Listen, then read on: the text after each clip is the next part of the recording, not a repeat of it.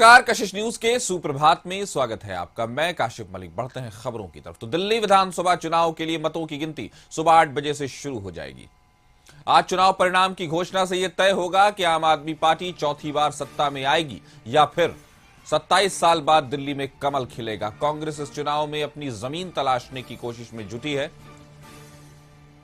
दिल्ली समेत पूरे देश की नजर राजधानी के चुनाव परिणाम पर है। नतीजों से साफ हो जाएगा कि आम आदमी पार्टी सत्ता विरोधी लहर को मात देकर सरकार बनाती है या फिर 27 सालों के बाद दिल्ली में बीजेपी की वापसी होगी। तो प्रत्येक केंद्र पर 2 अर्धसैनिक बलों की तैनाती।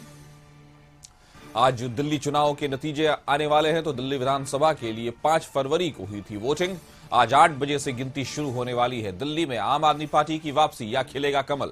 अगर देखा जाए तो आम आदमी पार्टी 10 सालों से दिल्ली पर एक तरह से सत्ता में है और हुकूमत कर रही है। वहीं भारतीय जनता पार्टी 27 सालों से दिल्ली के सत्ता से बाहर है। आम आदमी पार्टी ने कांग्रेस से सत्ता छीनी थी और अब कांग्रेस अपनी जमीन तलाशती नजर आ रही है। इस खबर पर ज्यादा जानकारी के साथ हमारे सहयोगी अंकित हमारे साथ जुड़ गए। अंकित, आज बड़ा दिन है, दिल्ली के भाग्य का फैसला होने वाला है और उन पार्टियों और उन उम्मीदवारों के भी जो दिल्ली चुनाव में इस बार सामने आ रहे हैं, बड़े बड़े दिग्गजों की साख जो है वो कह सकते हैं कि बिल्कुल दांव पर लगी है। क्या बताएंगे आप?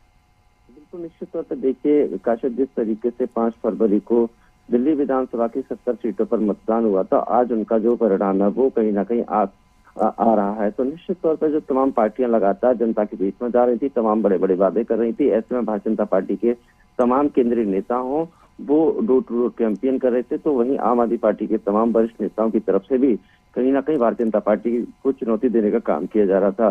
कांग्रेस पार्टी की तरफ से भी कांग्रेस का जो नेतृत्व वो भी लगातार रोड शो, जनसभाएं, रैलियों को संबोधित कर रहा था। तो निश्चित तौर पे आज जो परिणाम आने वाले हैं वो कहीं ना कहीं किसके पक्ष में होंगे देखने वाली बात होगी।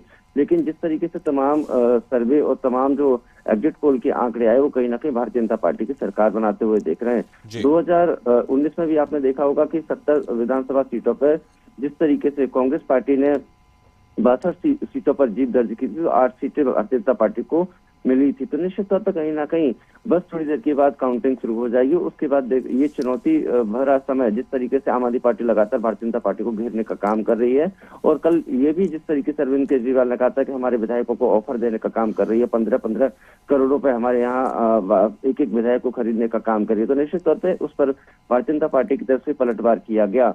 ऐसे में आम आदमी पार्टी के मुखिया और पूर्व दिल्ली के मुख्यमंत्री, उनकी तरफ से ये भी कहा गया था इलेक्शन कमीशन ऑफ इंडिया कहीं ना कहीं भारतीय जनता पार्टी के एजेंडे पर काम कर रहा है, उनके दिशा निर्देश पर काम कर रहा है।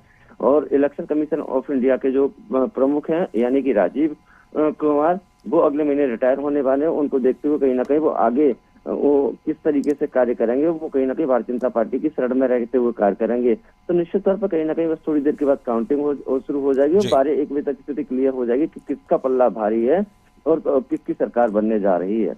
जी अंकित, अगर देखा जाए क्या दिल्ली का इस बार, अब तो चुनाव हो चुका, आज गिनती का दिन है, तो अगर ये पूछा जाए क्या इस बार मुद्दों पर चुनाव लड़ा गया या चेहरों पर चुनाव हुआ है? बिल्कुल, निश्चित तौर पे देखिए इस बार अगर हम बात करें तो जिस तरीके से आम आदमी पार्टी ने शराब घोटाला किया था, उसके बाद स्वास्थ्य घोटाला, जो हॉस्पिटल बनाए थे उसको लेके, या फिर जो सबसे ज्यादा हॉट मुद्दा था वो यमुना की सफाई को लेके, और जिस तरीके से आम आदमी पार्टी की सरकार बनी थी पहले 2019 में, तो उन्होंने कहा था कि हर घर स्वच्छ जल हम पहुंचाने का काम करेंगे। इसके साथ साथ जो विद्यार्थी हैं उनके लिए अच्छी से अच्छी सुविधा हो सके पढ़ाई की।